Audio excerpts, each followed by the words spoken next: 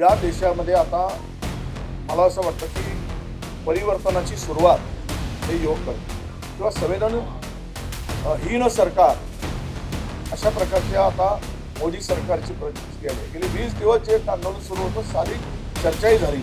हे फार दुर्दैवाची गोष्ट आहे की रक्षक भक्षक बनत चालले आणि न्यायालयाने जर ऐकायला वेळ नाही म्हणत असतील तर मग न्याय कुणाकडे मागायचा हा देशातील जनता विचार करेल असं मला वाटतं। यांना शेतकऱ्यांचे इंदोरा पिरून कर्जमाफीचा शेतकऱ्यांना काहीही द्यायचं नाही आहे हे कालच्या यादीतून स्पष्ट होते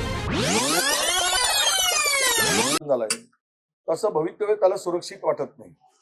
म्हणून या देशामध्ये आता मला असं वाटतं की परिवर्तनाची सुरुवात हे योग करते।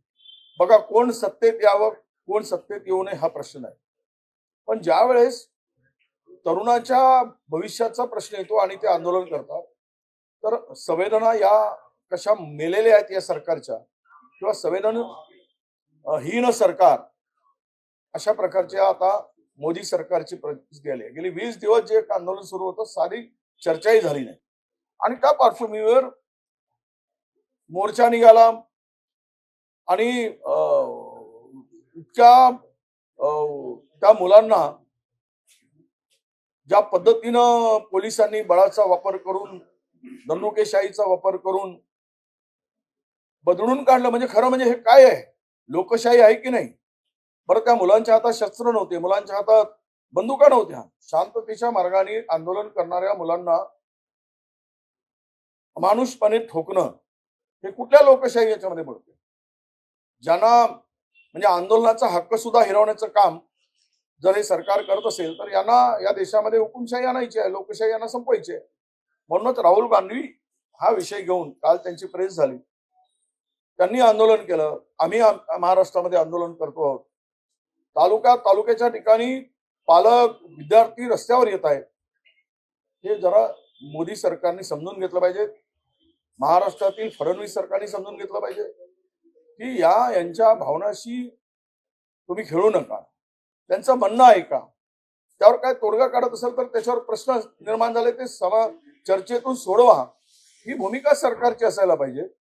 पण दुर्दैवानं या देशामध्ये जे सरकार आली आहे ही कुठलीही चर्चा करायला तयार नाही, बोलायला तयार नाही आणि आंदोलन पूर्णतः दडपून टाकण्याचं काम करतायत। सोनम वांगचुकना त्या पद्धतीनं उचलल्या गेलं। मुलींच्या प्रायव्हेट पार्टमध्ये हे तुम्ही दंडाने मारताय, थोडी तरी लाज ठेवा। हे काय पोलीस दिल्लीचे महिलांचं संरक्षण करू शकतात? हे पोलीस महिलांचं संरक्षण करू शकतात? अशा तरुणींच्या बरोबर असा अभद्र व्यवहार करणारी जर पोलिसांची मानसिकता असेल तर या देशात कोण सुरक्षित आहे? म्हणूनच काल आम्ही ते आंदोलन केलं। हे आंदोलन सुरू राहील जोपर्यंत त्या धर्मेंद्र प्रधानचा राजीनामा होत नाही।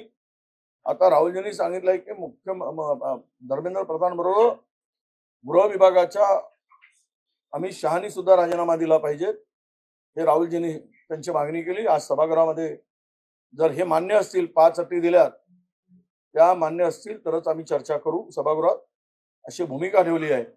हे सरकार आंदोलनाला का घाबरते? हे डरपोक सरकार आहे। म्हणूनच पोलिसांच्या बळाचा वापर करून आंदोलन आम्हाला बळजबरीनं उचलून न्यायचं काम आणि गाडीत कोंबण्याचं काम हे सरकार करतं। नाही बघा, हे पूर्वी का नाही केलं?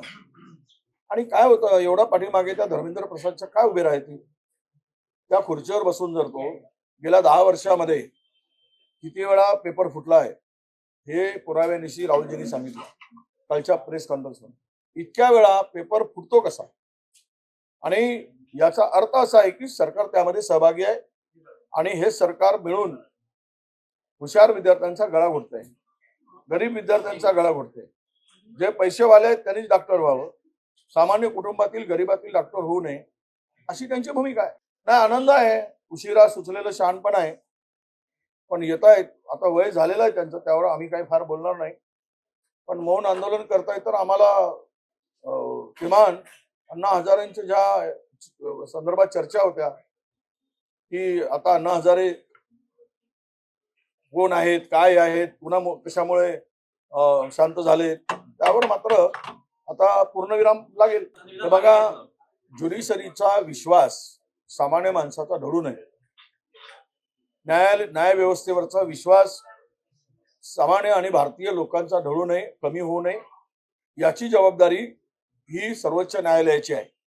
त्या सर्वोच्च न्यायालयाच्या सर्वोच्च पदावर आसीन असणाऱ्या व्यक्तींनी थोडी संवेदनशीलता ठेवलीच पाहिजे. ज्या पद्धतीनं अमानुषपणे तरुणांनी तरुणींना बदललं, हे जर तुम्हाला ऐकायला वेळ मिळत नसेल तर मग आता न्याय कुणाकडे मागायचा? देशातील जनतेने न्याय कुणाकडे मागायचा? पोलिसांनी कायदा हातात घेतला. हे फार दुर्दैवाची गोष्ट आहे की रक्षक भक्षक बनत चालले आणि न्यायालयाने जर ऐकायला वेळ नाही म्हणत असतील तर मग न्याय कुणाकडे मागायचा हा देशातील जनता विचार करेल असं मला वाटतं. अरे बाबा, हे पेपर लीक परीक्षा घेण्याचा नीटच्या संदर्भात हा अधिकारच केंद्र सरकारचा. इतर काय किरकोळ गोष्टी घेऊन बसले, म्हणजे हे तुम्ही केले आम्ही त्याच्या काळात झाले म्हणून आम्ही करतो असं म्हणायचं आहे काय? तुम्हाला बसवलं कशासाठी? आणि 1000 वेळा कसा पेपर लीक होतो 10 वर्षात? एक वेळ नाही, 2 वेळा, इतक्या वेळा पेपर कसा वारंवार दरवर्षी होतो? अनेक पेपर लीक होत आहे. जबाबदारी कुणाची आहे? त्या सर्व तिथे बसणाऱ्या धर्मेंद्र प्रधानांची आहे ना. दुसऱ्याकडे बोट दाखवण्यापेक्षा नड्डानी आपले पहिले गड्डे बुजवले पाहिजेत, मग दुसऱ्याकडे बोट दाखवले पाहिजे. ते तर करणारच ना. काल पाहिलं ना, आमच्या कार्यालयापुढे आले, म्हणजे नीट पेपर आम्ही फोडला, आम्ही जबाबदार आहोत, पोरावर लाठीचार्ज आम्ही केला म्हणून आमच्या कार्यालयापुढे येतात. थोडी तरी लाज असायला पाहिजे. काँग्रेसच्या कार्यालयापुढे आपण का जातो? उलटा चोर, पहिले पोलीस चोरांच्या मागे धावत होते, आता चोर पोलिसांच्या मागे धावत आहेत, असा तो प्रकार आहे. उलट्या चोरांच्या उलट्या बोंबा काल आम्ही बघितलं. आपला पापावर पांघरून घालण्यासाठी दुसऱ्याच्या कार्यालयावर जाऊन आंदोलन करून विषय डायव्हर्ट करायचा आणि तरुणांचा आक्रोश दाबायचा, हे नवा फंडा आहे भाजपचा आहे. यांना जनता कधी माफ करणार नाही. हरबत्ताच आहे, सत्तेसाठी लाचार आहेत, त्यामुळे ती सोबत आहेत. सत्ताही त्यांना सर्वोच्च वाटत, त्यांना भीती वाटते मोदी सरकारची. हे काही इच्छेने आहेत असं मला नाही वाटत. फरकडत जाऊन स्वतःला सेफ करण्यासाठी त्यांच्या बरोबर आहेत, हे आता लपून राहिलेलं नाही. नाही, काल फार बळजबरी केली, फार आम्हाला अरे आम्ही शांततेच्या मार्गाने आंदोलन करत होतो, मार्च करत होतो विद्यार्थ्यांसाठी. तर ह्या आणि अशा पद्धतीनं हाताळणं म्हणजे हे फार पोलिसांची दादागिरी होती, ही गुंडगिरी होती.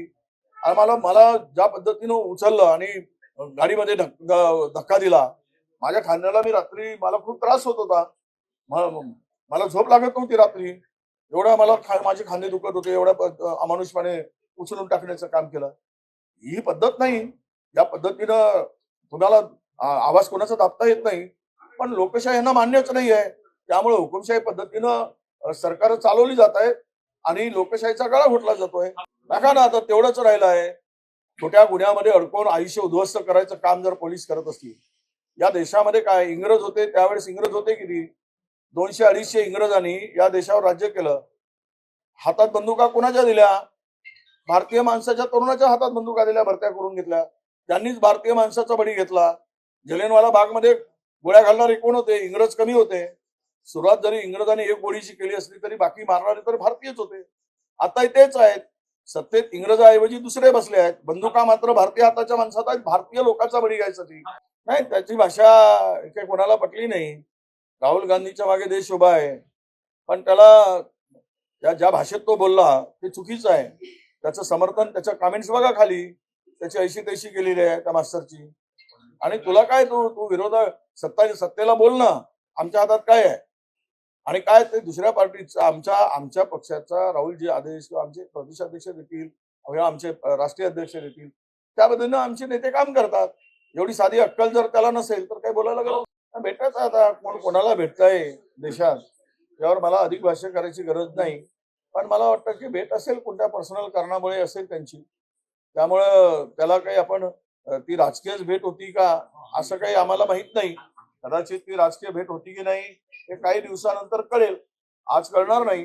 पण ती भेट झाली, सूर्याजींनी आणि पवार साहेबांनी भेट घेतली आणि ज्या वेळेस अशा भेटीगाठी होतात त्यावेळेस अशा चर्चांना ऊत येतो. पण सत्य परिस्थिती काय आहे ते काही काळानंतरच कळते, त्याच्यावर तुरंत रिॲक्शन देण्याची गरज नाही. मतभेदाचा विषय नाही. पार्टी आपापल्या अनेक प्रकारचे आंदोलनं करत आहेत.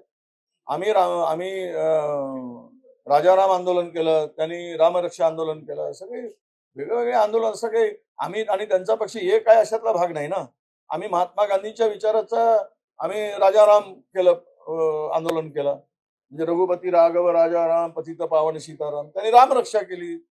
तर ज्याच्या त्याच्या आघाडी धरून ते काम करतात. ठीक आहे, आघाडी म्हणून एक असलं तरी पक्ष म्हणून वेगळे आहोत. त्यामुळे एकत्र आंदोलन वगैरे वरच्या आदेश सगळ्यांनी वरिष्ठ नेते बसतील आणि एकच आंदोलन करायचं ठरवलं तर ते आंदोलन एक होईल पुढे. नाही, अजून ते प्रदेशाध्यक्ष ठरवतील, त्यावर मला माझं मत व्यक्त करायची गरज नाही. मी जनरल डायरचा उल्लेख यासाठी की जलियांवाला बागमध्ये जनरल डायर एकच होते, पण बाकीचे सगळे भारतीय पोलीस होते. भारतीय पोलीस म्हणजे हिंदुस्थानच्या हातात बंदूक देऊन इंग्रजांनी हिंदुस्थानी लोकांचाच बळी घेतला ना इंग्रजांच्या काळात. आणि आता तेच होताना बघतोय आम्ही. पोलिसांच्या हातात बंदुका देऊन भारतीय हिंदुस्थानच्याच तरुणांचा बळी घ्यायचं जर तुम्हाला त्यांचा ठरवत असेल तर त्यांच्या कुटुंबाचा आक्रोश येईलच ना. ज्यांनी दंडुका मारला त्या पोलिसांच्या कुटुंबाचा सामना सुद्धा त्या पोलिसांना करावा लागेल. प्रश्न असा आहे की तुम्ही त्या ठिकाणी पोलिसांनाच लावलं नाही तर तुम्ही आसपासच्या एरियातील गुंडे जमा करून त्यांच्या हातात तुम्ही दंडुके दिलेत आणि पोरांना झोडपायला लावलं. हे लपून राहिलेलं नाही आणि म्हणूनच त्यांची आयडेंटिटी होत आहे. बघा, काल उलट पोलिसावर तरुण का आक्रमक झाले, कारण हे सगळे गुंडे आणून जर हे आंदोलन हाताळत असाल, याला शांततेच्या मार्गाने हाताळता आलं असतं असं आमचं मत आहे. पहिली यादी शेतकऱ्यांची जी आली त्यातून हे दिसते आहे की या शेतकऱ्यांच्या प्रती किंवा कर्जमाफीच्या प्रती सरकारची उदासीनता आहे. आज 36 लाख शेतकऱ्यांना फायदा होईल, पण 56 लाख शेतकऱ्यांना फायदा होईल, हे आकडे फुगवून सांगितले गेले. पण प्रत्यक्षात काल जे तांत्रिक बिघाडामुळे आम्ही छोटी यादी प्रसिद्ध केली असं जर म्हणत असतील तर ते केवळ बनवाबनवी आहे. शेतकऱ्यांची फसवणूक आहे. यांना शेतकऱ्यांचे दिंडोरा पिढून कर्जमाफीचा शेतकऱ्यांना काहीही द्यायचं नाही आहे, हे कालच्या यादीतून स्पष्ट होते.